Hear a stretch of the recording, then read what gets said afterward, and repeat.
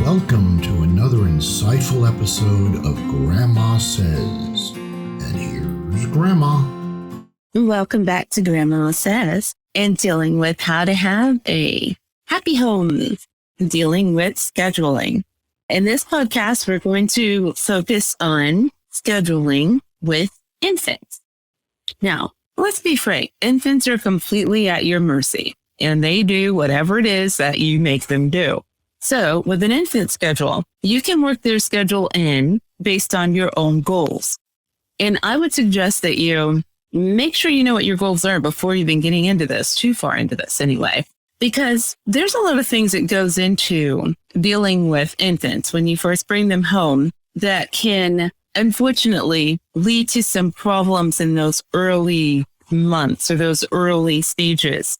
Most all of us are familiar with postpartum depression, or where parents are extremely overwhelmed. They don't feel like they have any help, things like that. A lot of this has to do with not having a schedule prior to having the kid, and then trying to throw together a schedule once you've had the kid. And oftentimes you start to blame the kid for things that you're not accomplishing. Like all of a sudden, it's because the kid cried all night. That's why I didn't manage to go and keep my nail appointment. Now my nails are broken and they look like crap, and I just hate this. And now I have to do my nails by myself, and it just snowballs. This builds, believe it or not, resentment, where you have resentment towards the kid.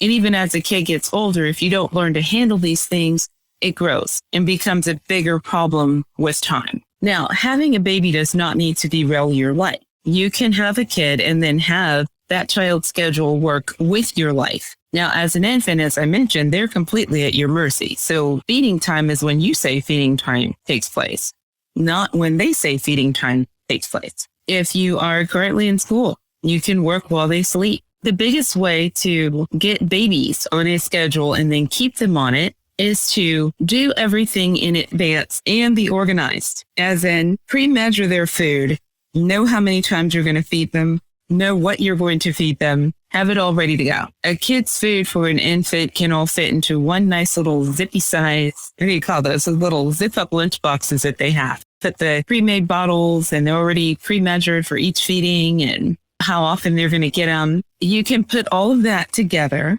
the night before, and then that covers all of it through the rest of the day. So instead of running around trying to make a bottle, heat a bottle, mix the food, find the food, wash the dishes, wash the nipples and all that, all you're doing is the night before, you prep for the whole day. And then at the end of the day, you wash everything and prep for the next day. This cuts back on a lot of extra activity that takes up your time. All this falls into the category of scheduling. If everything is ready in advance and everything is organized, then not only does it keep your stress levels down, you know approximately I'm feeding this kid at 11 p.m. because I want them up at midnight, because whatever it is I do for school or whatever it is I do for work, I need to start on at 4, so I need them to go to sleep at 4. So in essence, you're going to take whatever your schedule is and then determine, what do I need this child to do when I'm doing this? Is it time for me to sit and watch a movie? Great. Kid can stay awake for that, if you have a nice, quiet kid. Which, if you're following the things I'm telling you, you will. Believe it or not, you have a lot more control over your kids than you think you do. A lot of us have been spoiled by television shows where we see kids that are manipulating their parents and doing things they're not supposed to. That's television.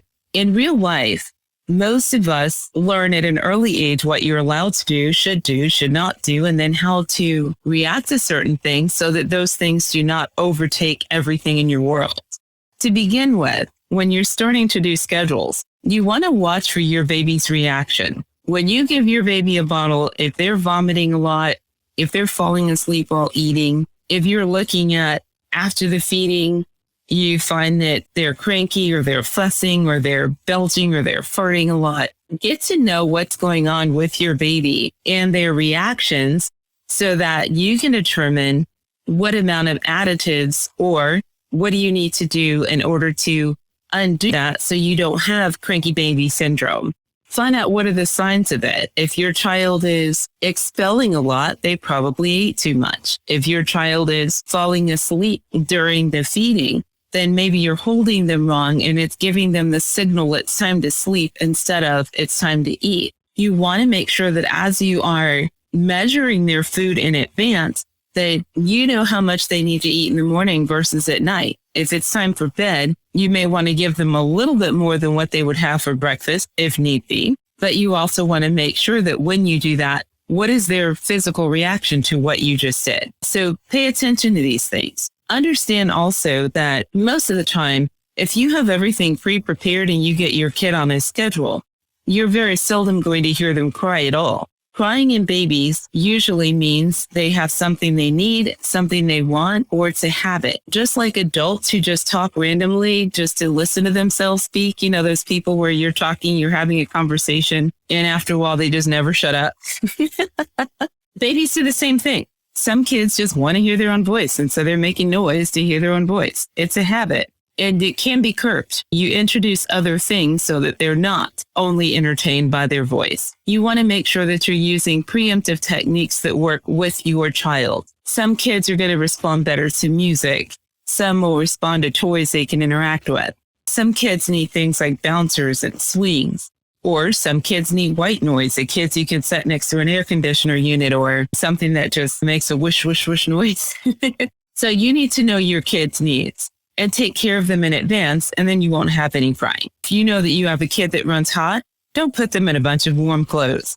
They're going to cry and pull at their clothes for hours unless you count on that, oh, this when their little body heats up like a furnace, they prefer to be naked. So let them be naked. Why not? Unless you're going somewhere, right? You want to use basic common sense and make adjustments when and where you can. I mean, you can't predict everything, but you can predict something simple like if I feed my child at noon, they're probably going to be asleep within 15 or 30 minutes of that feeding because that's what babies do. That is predictable. You can't predict, oh my gosh, the child has a cold or the child is teething or the child has spiked a fever. That you cannot predict. So you want to make sure you give yourself enough room in your schedule to handle things that are going to come up because things are going to happen. It's a given. So don't overfill your schedule. Once you know you're bringing a baby home, then try and clear your schedule or spread things out as much as possible, both for your sake as well as for the sake of the child. Some kids will fall asleep immediately. Other kids can take a while. There's no point in thinking you're going to rush the kid and make them go to sleep, although you can encourage them to go to sleep by changing the things around them until they are going to sleep. Because yes, like I said, you are in complete control, but you have to assert that control in a way that's going to put you in control. So let's look at something I just said just now with the sleeping, for instance. Let's say you have a kid that when it was born, it had to stay in the NICU. Okay, I'm familiar with this. That's why I'm going there. Oftentimes in a NICU unit, and for those who don't know what that is, when you have a child that's like a preemie or it's ill or the doctors are worried that you can't quite take your baby home yet, what they have, it's a neonatal unit for children that are in danger. You know, they need to be observed. They may need additional medication. They need additional surgeries, things like that. But it's a whole unit in a hospital that is dedicated mostly for babies. It's like infant, like babies. I'm not talking toddlers, but a newborn baby. This unit is just full of those little incubator style machines. You know, the ones you have to put your hands in the gloves in order to touch the baby. Okay, that's a NICU unit. Most of the time, it kind of looks like a lizard sanctuary because they have the little heat lamps and things in there. So if you weren't paying attention and you didn't see there were babies in there, you might think you were in a terrarium.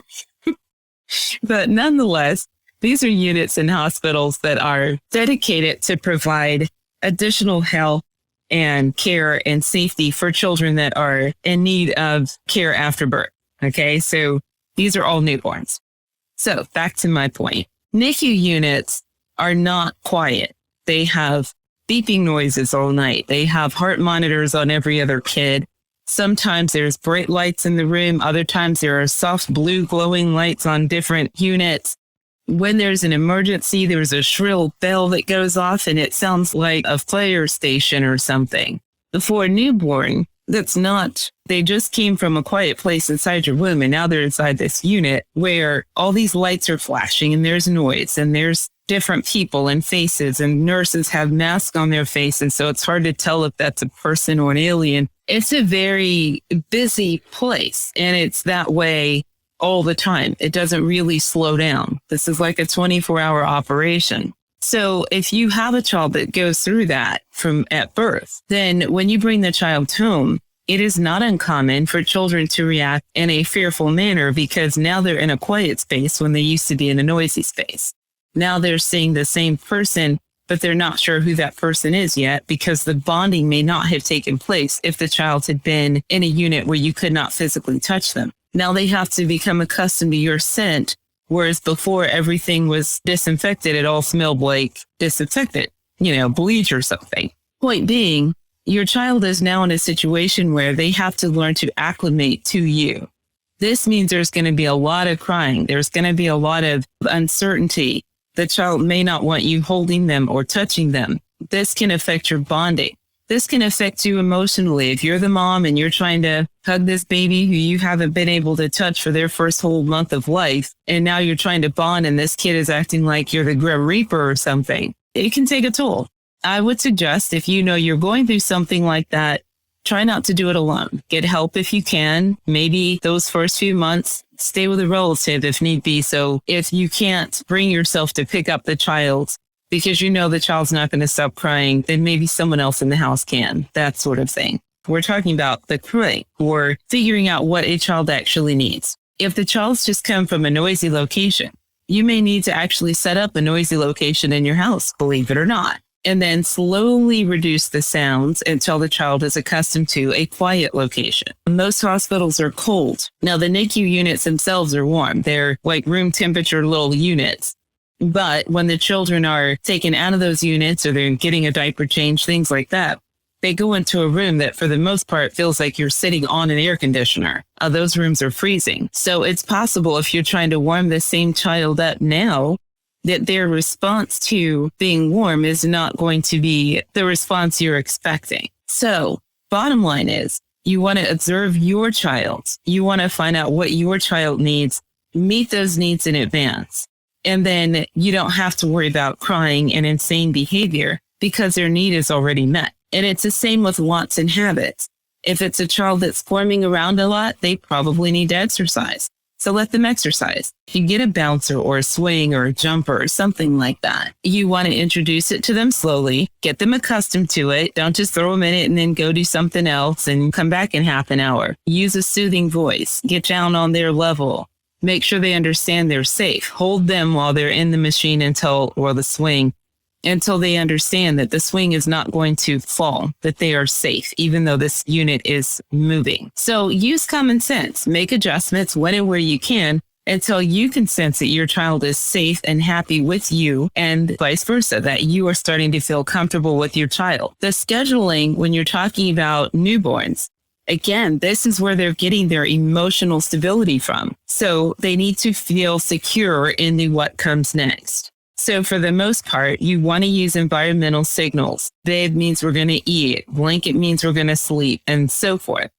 So you're going to slowly introduce these things as you create a schedule for your child that should intertwine with your schedule to allow you to be as productive as you can be and still bond and take care of your child. What you don't want to do is create a scenario where the child needs your attention all the time, 24 hours a day. This is problematic, and a lot of parents do it because they don't know that they shouldn't. If every time your child cries, you pick them up, your child's training you to pick them up every time they cry.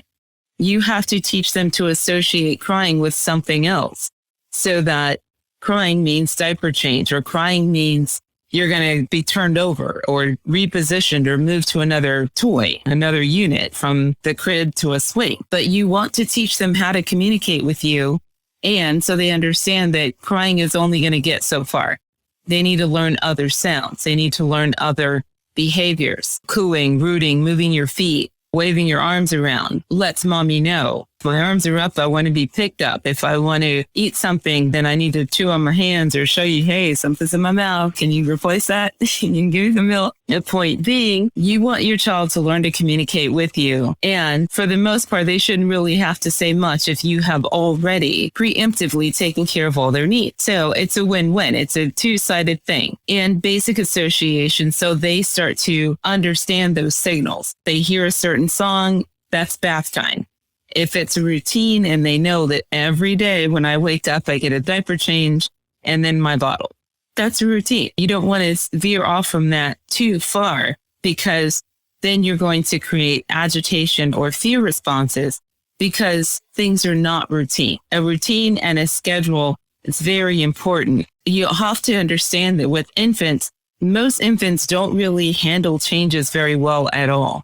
Even if it's a different food, a different flavor, a different pacifier, a different blanket, infants are better with a level of stability. If you're going to use a certain type of blanket, try to make sure all the blankets are made of the same material. If there's not a level of conformity or routine with infants, then your child is not going to respond all the time the way you want them to, because they're also experiencing too many changes on a regular basis. If your child is crying and you pick them up to stop crying and they don't stop crying, instead they get louder or they become shrill. So then you just start trying everything and put them in the swing. That doesn't work. And put them in the bouncer. That doesn't work. I'm going to drive around the street in a car seat. And that doesn't work. What you're doing is you are reinforcing a narrative of erratic behavior, which equals a level of instability, emotional instability. There are times when, depending on the age of your kid, you have to introduce small levels of discipline. Like, for instance, let's say you just went through that whole routine I just mentioned and your kid still won't stop crying. First, check for safety things to make sure that the child is crying legitimately,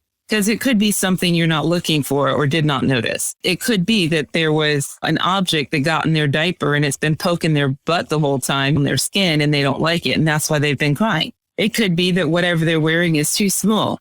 They have on a onesie and they can't move and it's constricting their chest.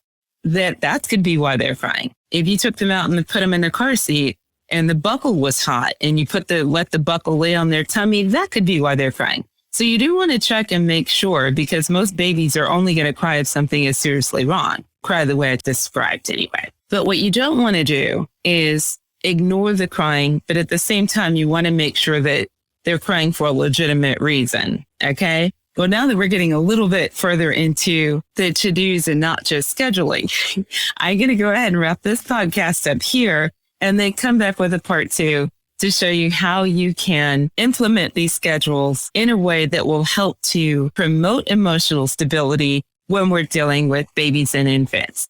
And that's all I have to say about that. And I'll see you in the next podcast.